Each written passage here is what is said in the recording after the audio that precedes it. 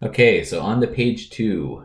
So for number 4, it says an emergency action message must be sent to a submarine at sea at a frequency of 30 kilohertz. How much of a floating wire antenna, a monopole antenna, so that's important, must the submarine deploy behind it in order to best receive the message?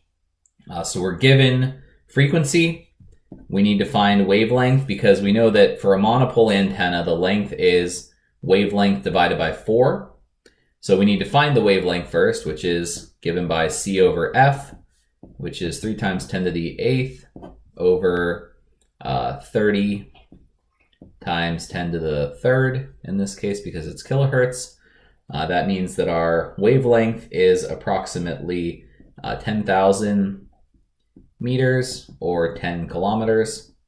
And our length is going to be wavelength divided by 4. So our length is going to be equal to 2.5 kilometers or 2,500 meters, either way.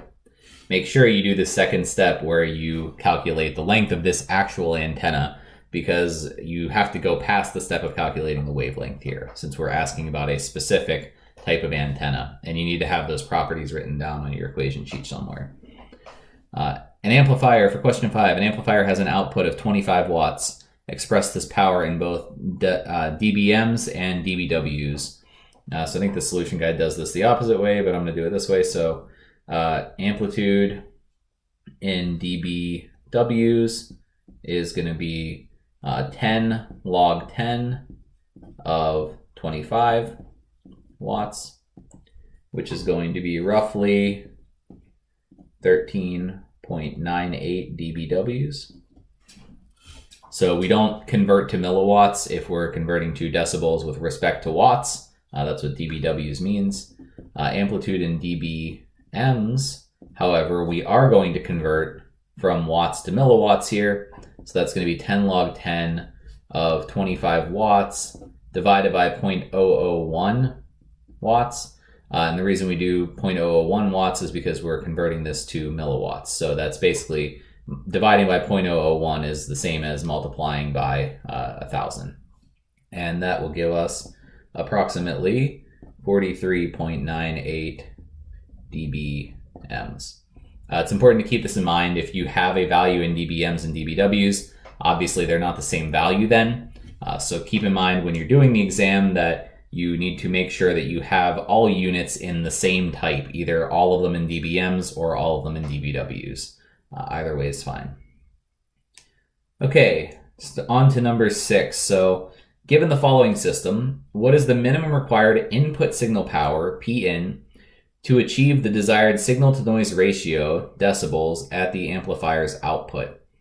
Okay, so we're given a couple parameters here. We know what our AP in dBs is.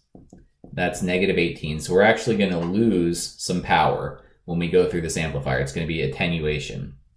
We need to remember that P out, if we're using decibels, is P in plus AP in dB.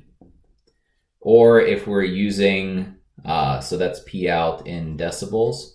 If we're using watts, then P out is P in times AP, not in decibels. So that's in unitless gain on here. P in is also in decibels if we're doing the decibel version. So we can use either one of those equations depending on what we want our units to be in. We also need to know the signal-to-noise ratio equation. So SNR is power of the signal over power of the noise.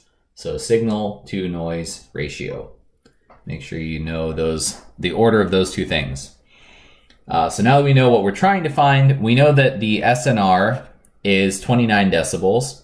So SNR not in dBs is 10 to the 29 over 10, which is about 794.33.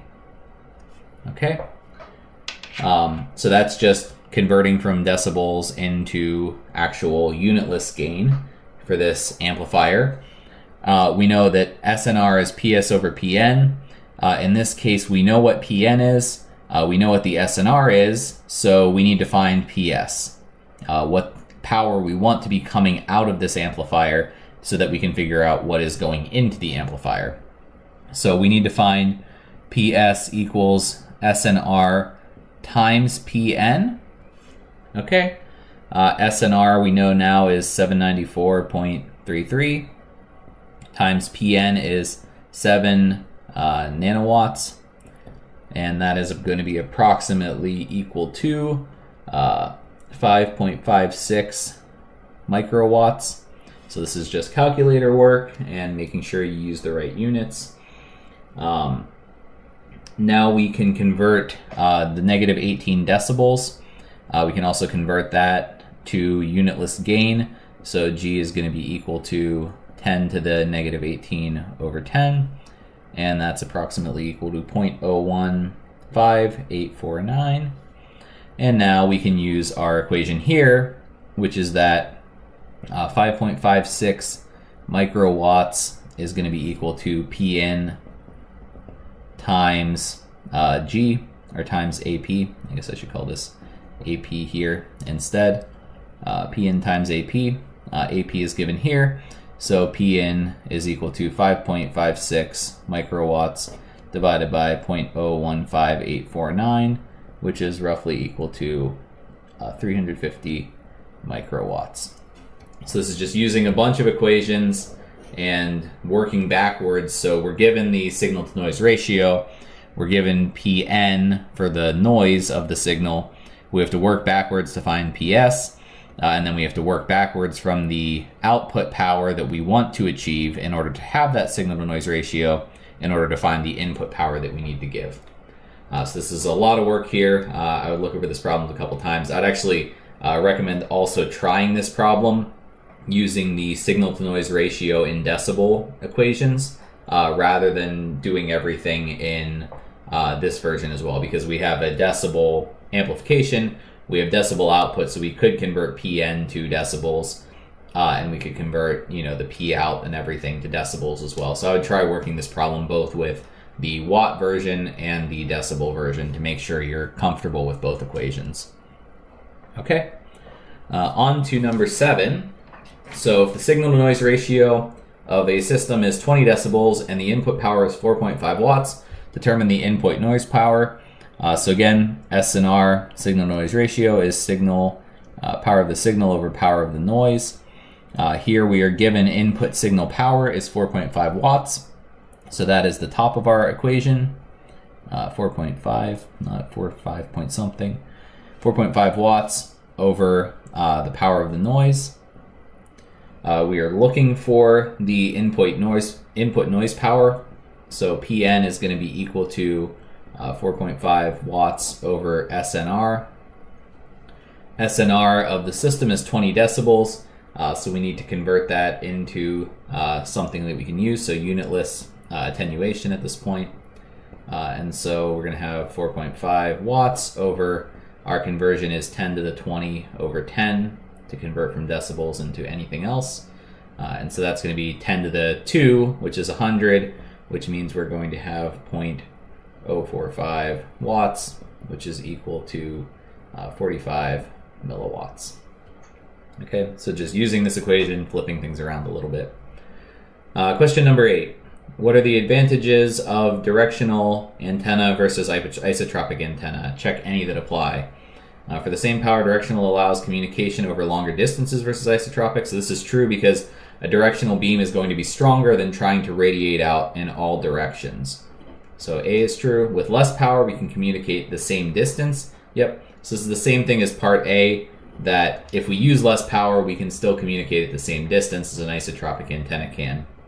Or if we use less power, we can still communicate at the same distance that we would need more power to communicate at with an isotropic antenna. Directional antennas require fewer parts. Not necessarily true, and directional antennas fit more easily into Humvees than isotropic antennas. Your cell phone is an isotropic antenna, so this is obviously false. Your cell phone fits into a Humvee. Okay, that's it for that page. That was a long one.